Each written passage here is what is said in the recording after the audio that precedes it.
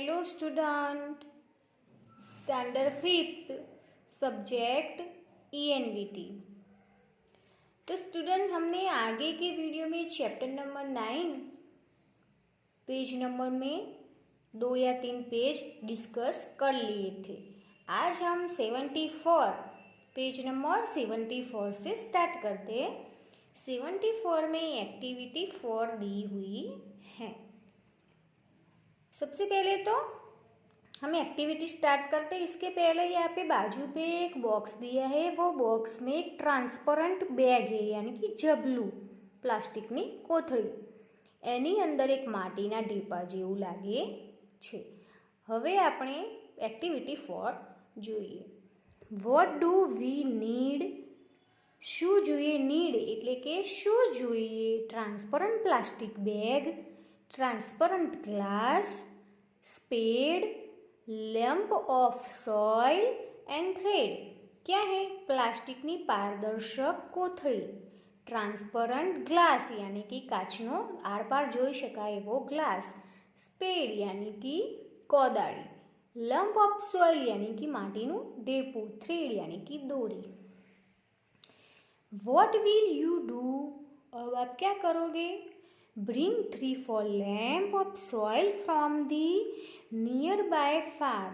ये वो कहता है कि आप खेती में फार्म यानी कि खेत में से जाके 2, 3 या 4 लैम्प माटीना ढेपा वाली माटीना ढेपा लाओ from 1 feet depth by digging with spade. अब वो कहता है कि स्पेड की मदद से माटीना ढेपाने खोदीने 3-4 माटीना ढेपा लाओ।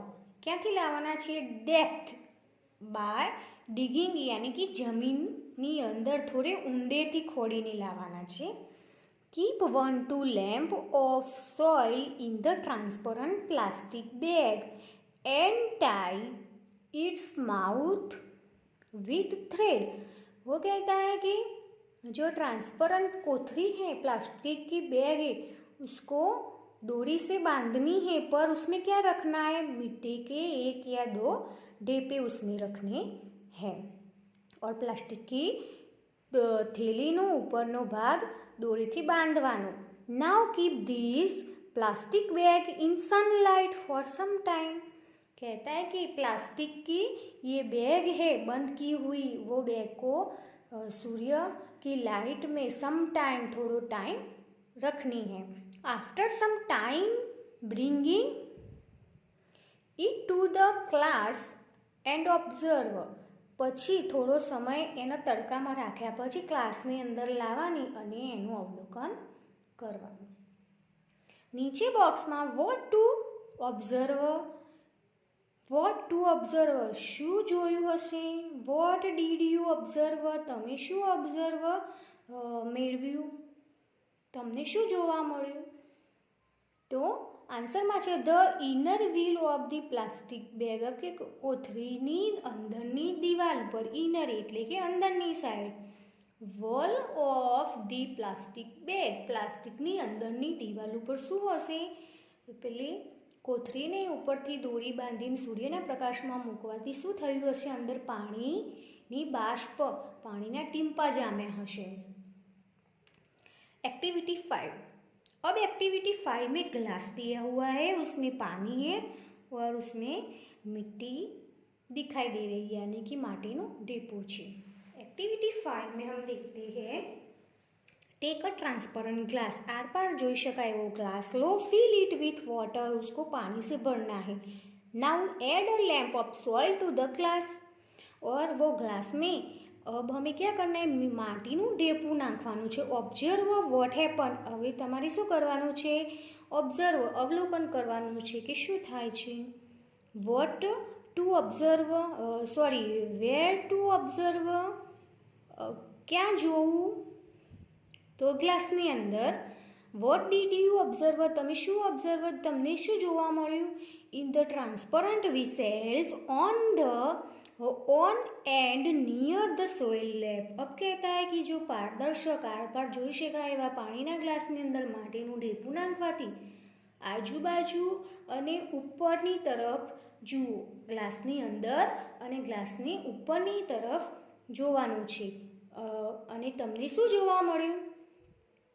તો ભરેલા ગ્લાસની અંદર માટીનું ટીપું નાખવાથી શું થાય? પરપોટા થાય. તો આપણે આન્સરમાં એવું લખવાનું છે. હું તમને જ્યારે વર્કબુક કરાવીશ ત્યારે आंसर फिलअप कराइस. नेक्स्ट है रिमेंबर एंड राइट. आपको अब लिखना है कि which different things are obtain after digging the soil. वो कहता है कि જમીનને ખોદતા તેમાંથી શું શું મળે છે, શું નીકળે છે અંદરથી. एक्टिविटी 4 में आंसर है कि उसको ज़मीन को खोदने से हमें उसमें से कंकन मिलते हैं, आयन यानी कि लोखंड की चीज़ें मिलती या मिट्टी मिलती, रेत स्लीप कांपवाड़ी रेती मळो, एवं बधुं जमीननी अंदरथी लाकड़ा कचरो एवं माटीना ढेपामां बधुं निकळे. नेक्स्ट पेज पर छे. नेक्स्ट पेज पे है which organism are found in the soil, यानी कि जमीन के अंदर क्या कौन कौन से जीव जंतु हमें देखने मिलते हैं. तो जमीन के अंदर हमें क्या देखने मिलते हैं? सूक्ष्म जीवों यानी कि नाना में नाना जीव एनी अंदर जोवा मळे. और उसमें एक अड़सिया जेवा पण जीव जोवा मळता होय छे. Which different component of soil can be seen separately. वो कहता है कि जमीन के अंदर से कौन से घटक अलग अलग हम देख सकते हैं. तो कांकड़ा होय, माटी होय, रेती होय, झीणी रेती होय, सूक्ष्म जीव होय, लीव्सनो कचरो होय यानी कि पत्ताओं कचरो होय, ये सब हम जमीन के अंदर मिट्टी को खोदते तब इसमें से ऐसा निकलता है. अब है leaves, feathers, parts of living organism are seen. These are living components. अब कहते हैं कि लीव्स यानी कि पत्ते, feathers यानी कि पिंछा, parts of living organism are seen. वो सब सजीवों अंश हम देख सकते हैं. These are living component. ये क्या है? कौन से कंपोनेंट है? ये जैविक कंपोनेंट है, क्योंकि ये एनिमल्स एंड बर्ड्स में से मिलते हैं, लीव्स ट्री में से मिलते, फीदर्स पक्षियों के पीछे होते, parts of living organism are seen. वो सब हम जैविक घटक तत्वों में से देख सकते हैं. Sand, stones, clay etcetera are non living components. ये क्या है? निर्जीव है. तो सैंड यानी कि मिट्टी, स्टोन यानी कि कंकन, क्ले यानी कि माटी, ये सब अजैविक कंपोनेंट है. नॉन लिविंग कंपोनेंट वो ऊपर वाले थे वो लिविंग थे और नीचे नॉन लिविंग. अब राइट में है कंपोनेंट ऑफ सॉइल, माटीना घटकों. बायोटिक कंपोनेंट्स यानी कि जैविक घटकों, एंड अबायोटिक कंपोनेंट्स में आएगा अजैविक घटकों यानी कि नॉन लिविंग, और बायोटिक है वो लिविंग है. बायोटिक में हम लिखेंगे कि feathers, leaves, parts of living organism, ये सब बायोटिक कंपोनेंट्स है. एंड अबायोटिक कंपोनेंट्स में हम लिख सकते हैं कि स्टोन्स, सैंड, क्ले, ये सब नॉन लिविंग यानी कि अबायोटिक कंपोनेंट्स है. अब नेक्स्ट है इट इज ट्रू. सच क्या है? अब देखना है. Marble, coal, graphite, diamond, gypsum, calcium, petroleum, diesel, petrol, kerosene, gas etcetera are obtained from soil. Is any such thing obtained nearby you? अब कहता है कि मार्बल्स यानी कि आरस पहाड़, फिर कोल यानी कि कोलसो, ग्रेफाइट यानी कि ग्रेफाइट, डायमंड यानी कि हीरो, जिप्सम, कैल्शियम यानी कि चूनो, पोटेशियम, ऐसे खनिज तत्व मिलते हैं. फिर उसमें से डीजल, पेट्रोल, केरोसिन और गैस भी मिलता है. वो सब जमीन में से मिलता है. तो ये आप लोगों ने कभी ऐसा देखा है? ऐसा पूछ रहा है. Marble like gold, metal like gold यानी कि सोनू, सिल्वर यानी कि चांदी, मर्क्यूरी यानी कि पारो, कॉपर यानी कि तांबू एंड आयरन यानी कि लोखंड are also obtain from soil, वो भी हमें मिट्टी में से मिल रहे हैं। तो from where are they obtain, वो कहाँ से निकलते होंगे ये આપણે જાણવાનું છે। नेक्स्ट पेज पे, पीछे के पेज पे है ऑब्जर्वेशन यानी कि अवलोकन। सर्कल द करेक्ट इन्फॉर्मेशन, साची इन्फॉर्मेशन पर सर्कल बनावानो छे। वेराइटी ऑफ सॉइल, अब कहता है कि जमीन की विविधता, variety. Sample of different type of soil in your area, अब कहता है कि आपके एरिया में से जुदी जुदी जगह से आपको सॉइल को इकट्ठा करना है। रिवर हो तो रिवर की जगह से थोड़ी मिट्टी लानी है, लेक से लानी है, फील्ड यानी कि खेत में से लानी है, स्लोपिंग फील्ड यानी कि ટેકરાવાળું ઢાળવાળા ખેતરમાંથી લાવવાની है। नेक्स्ट है गार्डन, गार्डन में से भी थोड़ी मिट्टी लानी है। कलर ऑफ सोइल, अब कहते हैं कि कलर ऑफ सोइल, मिट्टी का रंग कैसा होता है, तो मिट्टी का रंग 3 प्रकार का होता है, रेड, ब्राउन और ब्लैक। तो अब नीचे है अमाउंट ऑफ पेबल, पेबल का मतलब है कि कांकड़ाનું प्रमाण। ये जब जो जगह है वो जगह में से हम जो मिट्टी लाते हैं वो मिट्टी में एमाउंट ऑफ पेबल यानी कि कांकड़ाનું प्रमाण કેટલું છે જોવાનું છે। River, lake, field, sloping field and garden. जब पेबल, पेबल यानी कि कांकड़ा, तो हाई, मीडियम एंड लो, વધારે, મધ્યમ અને લો એટલે કે ઓછા।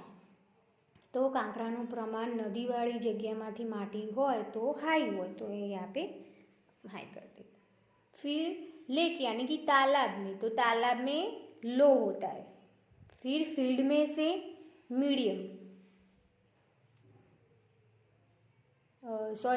लो होता है। और स्लोपिंग फील्ड होती है वहाँ पे मीडियम देखने मिलता है हमें। फिर गार्डन में लो मिलता है, ऐसे होता है। फिर एमाउंट ऑफ सेंड, माटीનું પ્રમાણ કેટલું હોય, માટી એટલે કે સેન્ડ यानी कि रेती।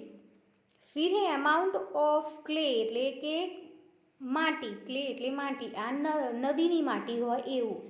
આ ક્લે એટલે કે ખેતરની માટીમાં જેવું જોવા મળતા હોય એ। એમાઉન્ટ ઓફ લોન यानी कि કાંપનું પ્રમાણ કેટલું છે, અને એમાઉન્ટ ઓફ ઓર્ગેનિક મેટર यानी कि जैविक घटकोનું प्रमाण કેટલું છે।